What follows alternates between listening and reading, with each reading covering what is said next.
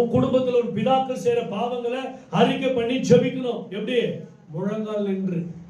சும்மா அப்படியே ஏதோ ஒரு ஜெபம் பண்ணிட்டு போயிடுறது இல்ல. முழங்கால் நின்று ஜெபிச்சால் அந்த ஜெபத்துக்கு பதில் கிடைக்கும், அந்த பாவம் மன்னிக்கப்படும். அல்லேலூயா.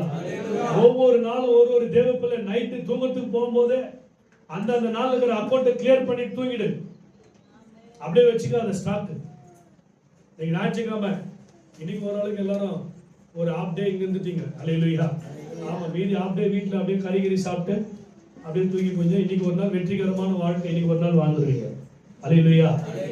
மறுநாள் இந்த வாரத்துல இருக்கிற நாள் இருக்குது பாரு, அந்த நாள்ல நீங்க செய்யற காரியங்கள் இருக்குது பாரு, அப்படியே படுக்கைக்கு போயிடாதீங்க. அல்லேலூயா. காலையில ஏதோ போய் சொல்லிருக்கோம், டிராபிக் போலீஸ்காரன் பிடிச்சிருப்பான், சார் அர்ஜென்ட் சாடணும். என்ன சொல்லியிருப்பான்? ஆமா, சிக்னல் தாண்டிட்டு இருப்பேன், ஹெல்மெட் போடாம போயிட்டு இருப்பேன், ஏதோ ஒரு தப்பு பண்ணிட்டு பிடிச்சோட என்ன சொல்லுவேன், ரொம்ப அர்ஜென்ட் சார். கேட்டோன்னா 100 ரூபாய் கொடுக்க மாட்டான். அவன்கிட்ட போராடிக்கிறாடி அப்புறமா கொடுப்போம், அது கொடுத்து தான் விட மாட்டான் அவன். அல்லேலூயா. ஆனா நம்ம ஏகப்பட்டு போய் சொல்லுவோம், ஹாஸ்பிட்டல் போனோம் சார், எங்க அம்மா அட்மிட் சார், ஆயா அட்மிட் சார், சில பேர் செத்துட்டா கூட சொல்லிடுவோம். அல்லேலூயா. செத்துட்டாங்க சார், சாவு போயிருக்கிற சார் வேகமா, என்னென்னமோ சொல்லுவோம் கதை. அல்லேலூயா. வேற